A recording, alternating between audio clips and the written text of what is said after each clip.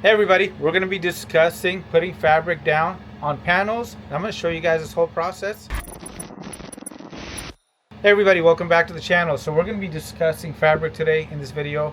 I'm going to show you guys how to go and put fabric down, what tools you'll need, some of the different glues you want to use, and some of the glues you want to avoid. And we're going to talk about fabric a little bit more in depth, as I didn't have a lot of information about fabric. The only thing that I knew 3 months ago was the fact that it was really expensive and I didn't know how to apply it. So after applying all these different panels here, I have figured out a few things. And so in this video, I'm going to go ahead and share this with you guys. I went ahead and had my family help me with this. And my wife is really good at covering up these panels. And then I'll go back into fabrics and some of the differences, as there's a very popular fabric out there called Marathon Tweed, and their most popular color is going to be this heather gray, and this is not Marathon Tweed. This is a different product I found that's a lot more affordable. It's a little bit easier to work with, and I do have about 15 yards of Marathon Tweed. They're plus product inside the house. I have some of that really expensive foam, and I purchased it, but I couldn't use it as it was too difficult to work with. The panels started really getting thick. I didn't have that kind of room for this design because I want these panels to be able to slide into place, and I want to be able to deassemble the van within minutes. If I ever have an accident and the body shop wants access to that panel, because a lot of body shops need access to the back of the panel in order to get work done. So make sure you guys do give the video a thumbs up if you learned something new. Also, go ahead and consider subscribing to the channel if you guys want to check out the complete van build playlist. Let's go ahead and jump into the video of us covering some panels, and then we'll go and proceed, and I'll leave you guys links to anything that I mentioned. So I always start off with letting the material and the panel basically form. Make sure I got it cut to size. As a pro tip, mark the side that the fabric is going to go on and the side that is not going to have fabric. So I always label it FS for fabric side. You want to make sure that you make all your cuts and holes ahead of time. And right now we're using the 3M77 spray. And if you guys notice, the bottle looks a little bit different. And if you buy it locally, like at Walmart, it's half the price and double the size. And right here, we're using some really nice pair of scissors and just trimming the fabric. And the first thing that we do is make sure around the corners, make a slit. So that way it's going to be a little bit easier to cut. And she's going and gluing the panel edge and the panel together. And this is the reason I couldn't use some of the padded material, because the panel will start getting really thick. Now she's making the holes for the lights. And she's basically making about 8 slits. And then she's stapling down those slits with the glue so they don't come back apart. And right at the corners, it's really important to make sure that you use some duck bill scissors, and I'll leave a link to these below, and that's what allows you to get that really nice flat cut.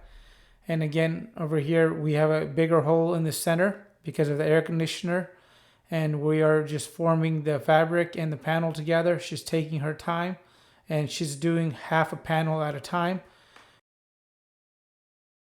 And here's me making holes for the wires, and to make sure that the wire doesn't keep fraying, I'm using a soldering iron, and this keeps the fabric intact, and it's a much cleaner install. So as you guys can see, the van is complete, and I'm happy to report that the upholstery is doing great. These are going to be those scissors that she was using in the video, and this is how you get a really nice level cut. And I'm going to go and basically talk about some things you shouldn't use. So do not use this 3M90. This is really hard to work with as far as fabric. Use the 3M77. Buy it locally. Do not buy on Amazon. You want to get yourself a nice staple gun and get yourself some different size staples, and I'll leave a link to this down below. Obviously you need yourself a nice pair of scissors, so you guys will find all of these. Let me turn the camera around and I'll show you guys how I covered up some of the dreaded transitions and things that people normally don't like to deal with, and some easy fixes. So this is the dreaded B pillar and the sliding door area. So I basically use the fabric here with a 3M77 spray, and I covered up this area. Normally there's bolts that stick out. Since this is black and this is black, I went through and spray painted the bolts black, and it came out really nice. If you have any weird spots like this, this particular area has a little corner that comes out, and it's really hard to get perfect because of the slider door. So you can make yourself little panels like this. I did the same over here, and cover that in a little bit of fabric. It came out really nice, and that area as well, because there's that big wire that runs back here, and I didn't want to go and basically damage the wire by trying to get it into the corner. And all the panels worked out perfect, so my panels basically slide into place.